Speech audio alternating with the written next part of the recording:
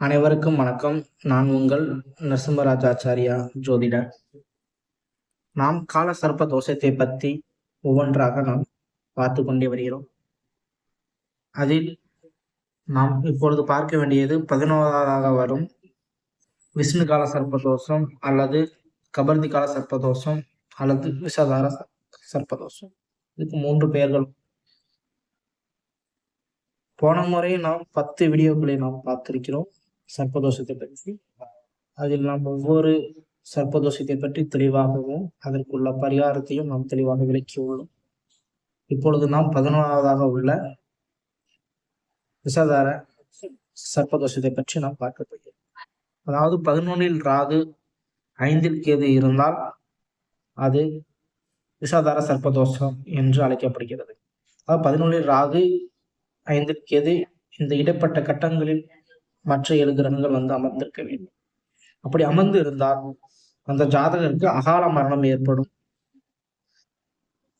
மறுபிறவி எடுத்து திரும்பி அந்த தோஷம் அவர்களை தொற்றிக்கொள்ளும். இது எதனால் ஏற்படுகிறது? எல்லாமே முற்பிறவியில் செய்த கர்ம விலனை பலனை கொண்டு நமக்கு ஏற்படுகிறது.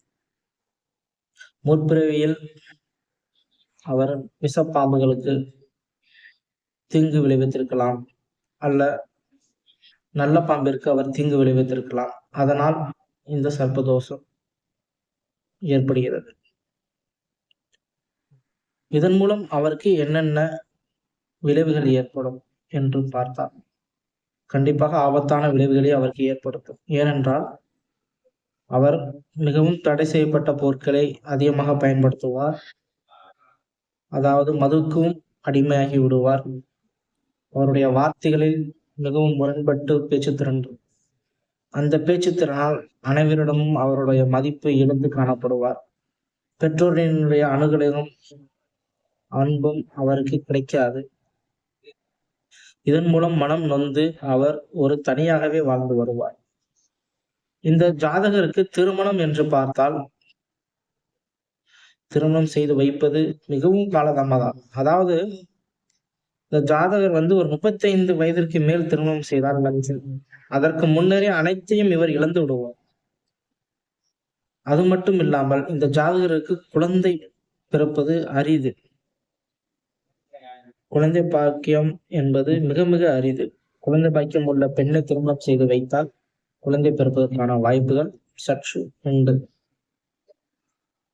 பொதுவாக இவர்கள் பரிகார பூஜை செய்யும் அந்த அமைப்பு இவருக்கு நற்பலன்களை தருவது ஒரு பகுதி அளவே தரும்.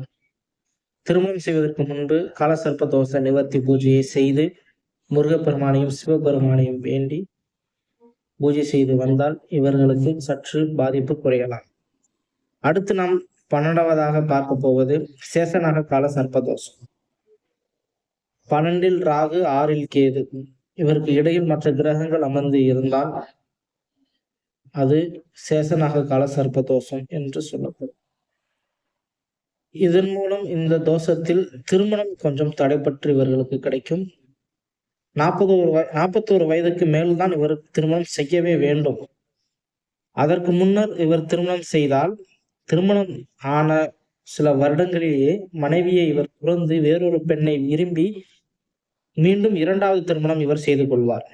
அதோட ஸ்பெஷாலிட்டி தான் அந்த சேஷநாக கால சர்ப்பதோஷமே.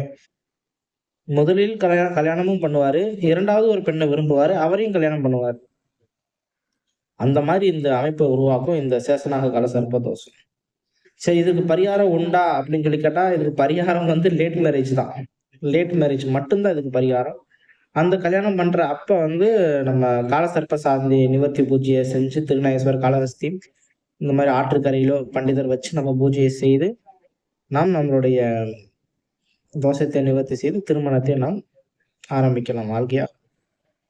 சரி, இது வந்து 41 வயதுக்கு முன்னாடியே நான் திருமணம் இந்த பரிகார பூஜை செஞ்சு நான் திருமணம் செய்கிறேன் அப்படின்னு சொன்னா சற்று சர்க்கிள்கள் இருக்கதான் செய்யும். ஏன்னா 12ல ராகு 6இல் கேது உட்கார்ந்துருக்காரு. சற்று சர்க்கிள்கள் வரதான் செய்யும். ஏன்னா 2வது திருமணம் செய்ய வேண்டிய அமைப்பு இந்த கிரகச்சாரங்கள் வந்து இவருக்கு ஏற்படுத்தும். அதனால வந்து விவாகரத்து வாங்காமையே இவர் வந்து 2வது திருமணம் செய்து விடுவார். மனைவிக்கு தெரியாமலே இவர் 2வது திருமணம் செய்து வாழ்ந்து வருவார். அந்த அமைப்பை இந்த சேஷகால நாக சர்ப்ப தோஷம் ஏற்படுத்தும். 12 ராகு இருந்தாவே அவர் ஒரு முறையற்ற வாழ்வையும் இரண்டாவதாக வைத்துக் கொண்டே இருப்பார். அது காதலாகவும் இருக்கலாம். அதனை நாம் தடுக்க தன்னுடைய பெற்றோர்கள் சிறு வயதிலிருந்தே அவர்களுக்கு நல்ல விஷயத்தை கூறி நல்ல பண்புடன் வளர்க்க வேண்டும். பெற்றோர் ஆதரவு இந்த 12 ராகு இருந்தால் கிடைப்பது அரிது. பெற்றோர்கள் ஆதரவு கிடைத்தால்தான் ஒரு குழந்தை ஒரு நல்ல பண்பாக வளரும் என்று நான் பல வீடியோக்களில் நான் மூலம் போட்டிருக்கிறேன். பெற்றோர்கள் அரவணைப்பு குழந்தைக்கு மிக மிக முக்கியம். பெற்றோர் நினைத்தால் மட்டுமே ஒரு குழந்தையை சிறப்புற வளர்க்க முடியும். ஆனால் இந்த 12 ராகு அது அப்படி செய்யவும் விடாது. 41 வயதில் தான் இவர்களுக்கு திருமணமே நடக்கும். அதனால் சிவபெருமானை நம்புங்கள்.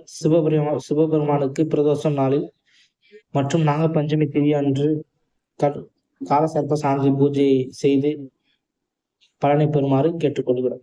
இதுவரை நாம் 12 சர்ப்பதோஷ நிவர்த்திகளை பற்றி ஒவ்வொன்றாக உங்களுக்கு விளக்கி கூறியுள்ளேன். அடுத்து வரும் நாட்களில் அனைத்து வீடியோகளையும் நீங்கள் பார்த்து மகிழ்வுற வாழ்த்துகிறேன். நன்றி, வணக்கம்.